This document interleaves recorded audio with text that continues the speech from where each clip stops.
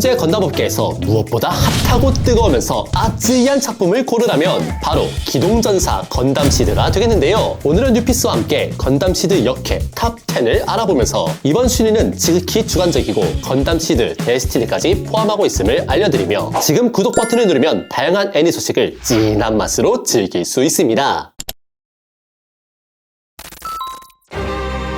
스텔라 루시는 데스티니 당시 처음으로 등장하여 자프트 기지를 습격하고 가이아 건담을 탈취하면서 화려하게 데뷔했는데요. 키 163cm에 몸무게 43kg의 가녀린 신체이지만 그녀는 전문적으로 훈련을 받은 익스텐디드 휴먼으로 내추럴이면서 코디네이터급의 스펙을 발휘할 수 있습니다. 찰랑거리는 예쁜 금발을 지니고 있으며 눈동자는 상당히 진한 적색을 띠고 있는데 이런 금발은 시드 시절의 카가리 이후 처음이므로 새로운 히로인의 등장을 알리기도 했으나 바카스 3인방이라 불리던 부스티드 맨의 후속작이라 그런지 작중 내내 병양미 뿜뿜하면서 결국엔 디스트로이 건담의 파일럿이 되어 죽는 등 신 아스카의 히로인 상대로 급부상한 것 치곤 허무하게 리타이어하고 말았죠. 개인적으로 새로운 주인공인 신을 돋보이게 만들기 위해 만든 페이크 히로인이라는 느낌이 많이 들었는데요. 기존 시드 시절의 카가리 정도의 서사도 없었고 동방불패, 마스터 아시아의 최후를 오마주한 부분도 있어 억지 감동 그 이상 그 이하도 아니었던 캐릭터 같아 10위에 올랐습니다.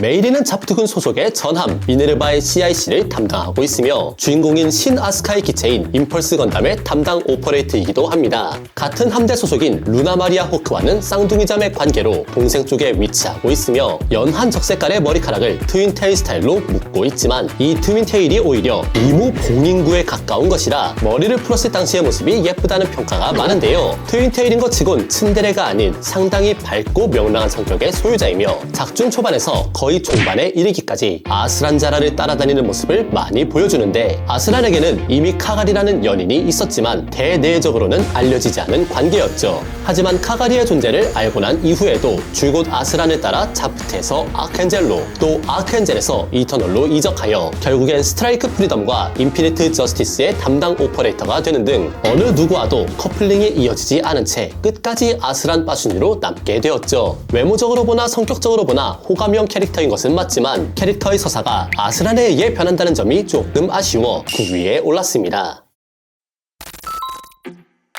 카가리는 앞서 말씀드린 바와 같이 아스란의 정실이자 오브연합 수장국의 원수인 우즈미 나라 아스아의 딸로 데스티니 기준 현 오브연합 수장국의 젊은 원수가 되겠습니다. 첫 등장은 헬리오폴리스 강습 당시 키라와 함께 남장을 한 모습으로 등장하여 아프리카에서 반자프트 게릴라군과 재등장, 여러모로 보이시한 매력을 자랑하는 시원시원한 캐릭터였는데요. 이때 당시만 하더라도 키라와 자신의 관계를 모른 채 소년과 소녀의 감정선을 잘 드러내었고 특히 아스란과 조우했을 당시에는 여러모로 서비스신을 보여주어 카가리의 매력이 최대한으로 살아나는 시기였지만 이후 자신의 정체가 우즈미 아스아의 딸임을 밝히는 반전을 보여주면서 데스티니에 이르러서는 천방지축 오브의 공주가 아닌 연합국의 원수가 되었죠. 이때부터 카가리의 캐릭터적인 매력이 개같이 떡락했는데 아스란과 함께 있는 비중이 줄면서 연애에 대한 어필이 부족해졌고 심지어는 메이린에게 아스란을 잘 부탁한다는 식의 발언으로 인해 아스란과 헤어진 게 아니냐는 논란마저 생겼으며 작중 아카츠키와 스트라이크 루즈를 탑승하여 전투에 임하기도 했지만 파일럿으로서의 재능은 없었는지 크게 활약하지는 못했습니다. 프레이는 대서양 연방 사무차관인 조지 알스터의 딸로 주인공인 키라가 동경하는 인물임과 동시에 시드에서 일어나는 많은 사건의 연결점이기도 합니다. 자신의 아버지가 자프트군에 의해 전사한 이후 코디네이터에 대한 증오가 폭증하였고 이내 친구이자 코디네이터인 키라에게 접근하여 자신의 정조마저 내어주고 가스라이팅을 시전하는 등 남자 칭호가 따로 있다는 점을 생각해보면 상당히 충격적인 행적을 보여준 인물인데요. 당시 그녀의 나이가 15살밖에 되지 않은 점을 고려해보면 아버지를 잃은 슬픔으로 인해 흑화한 것으로 참작할 수 있었겠지만 그럼에도 자신의 전 남친인 사이라는 피해자가 생겨났고 키라에게는 마음의 상처를 남겼으며 라크스에게는 너를 죽이겠다 를 시전, 이후 라우르 크루제에 의해 엔제머 캔슬러를 유출시키는 셔틀이 되는 등 시드에서 벌어지는 굵직한 사건의 알파와 오메가는 프레이 알스터가 있었다라고 해도 좋을 정도로 비호감적인 일을 많이 일으켰었죠. 하지만 이와는 별개로 오프닝에선 헐벗고 등장하고 키라와 배드신을 찍으며 리마스터판에서는 노출도가 급격히 상승하는 등 사춘기 시절의 우리에게 좋은 시청각 자료를 제공해 주었으므로 이를 높게 평가하도록 하겠습니다. 미리아리아는 프레이와 함께 시드 초반 당시 주인공인 키라의 친구, 한마디로 민간인으로 등장하는데요. 어쩌다 전쟁에 휘말려 아켄젤로 빛이 난 이후 친구인 키라가 혼자서 전쟁의 최전방에서 싸우는 모습에 자신이 돌 일이 없을까 고민하였고, 끝내 정말로 지구군에 입대하여 그대로 아켄젤의 CIC로 활약하게 되었죠. 당시 CIC를 총괄하던 나탈 버즈룰의 밑에서 굴러서인지 이후 CIC와 오퍼레이터를 겸하는 등 내추럴임에도 상당히 뛰어난 재능을 보였으며, 남자친구였던 톨이 이지스에 의해 사망하자 때마침 포로로 잡혀있던 디아카를 칼로 죽이려 했으며, 이때 인상이 팬덤의 뇌리에 강하게 박혔습니다. CD에는 몇 없는 정상인 포지션이며 미리아리아를 대신하여 디아카를 죽이려 했던 프레이를 막았던 이유도 자신의 원하는 자프트군 개인에 있는 것이지 프레이처럼 코디네이터 전체에게 증오가 있는 것은 아니었기 때문이고, 당장 친구인 키라 또한 코디네이터였기 때문에 건담 시드와 데스티니를 관통하는 주제인 종에서 오는 차이와 사상의 위험성을 빠르게 알고 있었던 개념인 캐릭터였습니다. 나탈 버지룰은 시드의 극초반부터 시작하여 제2 야킨두의 전투에 이르기까지 시드 스토리의 거의 모든 부분을 함께한 캐릭터입니다. 작중 많은 부분에서 정복 차림으로 등장하며 쉬는 시간을 제외하면 항상 정복까지 필수로 착용하는 등 군인으로서 칼각을 세우며 깐깐한 캐릭터의 이미지를 자주 보여주는데요. 이는 그녀의 집안이 7대에 걸친 군인 집안임을 보여주는 부분으로, 나탈은 아크엔젤에서 항상 냉철한 판단력과 완벽에 가까운 CRC 오더를 내려 아크엔젤을 여러 차례 위험에서 구해낸 전적이 있습니다. 하지만 이런 철의 여인 같은 분위기와는 다르게 의외로 모의 요소도 제대로 갖추고 있으며, 함장인 마류 라미아스와 함께 피격시 특정 부위가 흔들리는 일명 바스트 모핑에 희생당하기도 하는 등 여러모로 서비스신에 일조하기도 했습니다. 또한 시드 최고의 오빠이라 이끌어지는 마류의 앞에서도 결코 뒤지지 않는 몸매로 정복을 맵시 있게 소화하였고, 최후에는 도미니온과 함께 상당히 인간미 넘치는 최후를 맞이하여 일부 팬츠에게 호감도를 사기도 했습니다. 루나 마리아 호크는 앞서 소개해드린 메이린 호크의 언니로 자프트군에선 신 아스카와 함께 자쿠 워리어를 탑승하는 파일럿으로 등장했는데요. 초기에는 메이린과 함께 아스란에게 호감을 보였으나 아스란의 뒷사정을 알게 된 이후부터는 왜 때문인지 갑작스럽게 신 아스카와 커플링을 결성. 사실 신의 앞전 히로인이었던 스텔라 누시의 스텔라는 별을 의미하는 것으로 루나 마리아의 루나는 달을 의미하는 것 때문에 이 커플링은 그야말로 하늘이 점지한, 아니 후쿠다가 점지한 커플이었던 것. 작품 전체적으로 딱히 서사나 활약이 큰 인물은 아니지만 바보털의 건강미 넘치는 체육계의 미인 이미지, 그리고 남을 잘 챙겨주는 누님 속성도 지니고 있으며 자프트 여분들 중 거의 유일하게 미니스커트를 입는 등 여러모로 무해 요소의 집합체인 캐릭터라 특별히 노출이 있지 않아도 인기가 상당히 높은 인물이 되겠습니다. 아니, 라크스가 벌써 나온다고?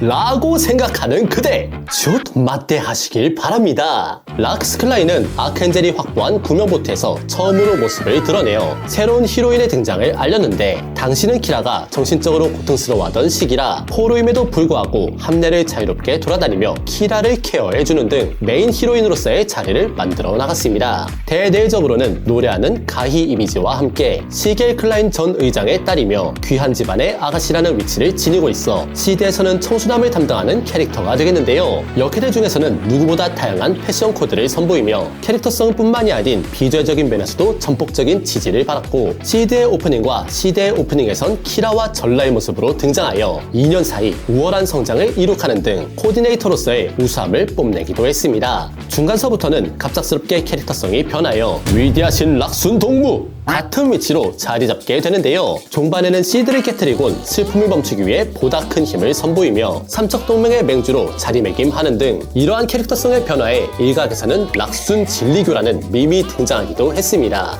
무력한 존재들이여, 나 라크스의 발 아래 엎드려라! 개인적으로는 좋게 말하면 여신 같은 느낌의 선구자 캐릭터이고, 나쁘게 말하면 이도저도 아닌 전형적인 히로인 캐릭터라는 이미지가 있는데요. 앞으로 개봉할 극장판 프리덤에서 보다 좋은 모습을 보여줬으면 하여 4위에 올랐습니다.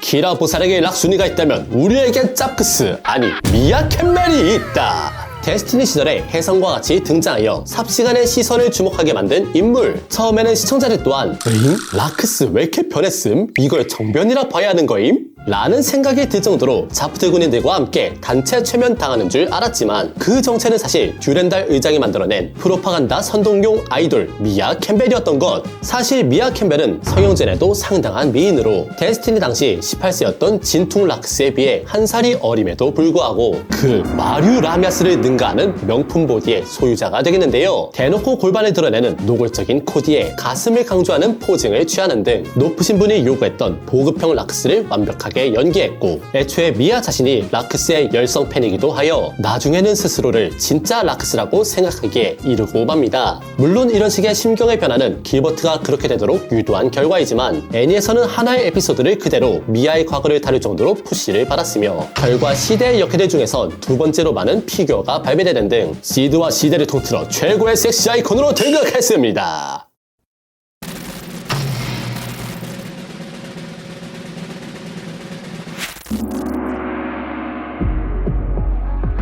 시드 시리즈 최고의 역해 대망을 이루는 바로 아켄젤의 함장 마류 라미아스가 되겠습니다. 아니 무슨 락스를 제치고 닭장이 1위가 된 거냐? 라고 생각하실 수 있겠지만 작중 시대 기준으로 마류의 나이는 28살이며 시드 세계관에서 15세가 성인의 기준인 것으로 보아 여성의 매력이 가장 도드라진 나이, 즉 잘 익은 상태라고 볼 수 있는데, 잘 익은 거라고! 시드 초반부터 남다른 피지컬로 등장하여 살짝 우유부단한 면을 보이기도 했지만 점차 아켄젤의 함장으로서 성장하는 모습을 보여줬으며, 시드의 2년 후인 데스티니에선 미모 또한 성장하여 물이 오를 대로 오른 완성형 캐릭터로 재등장했습니다.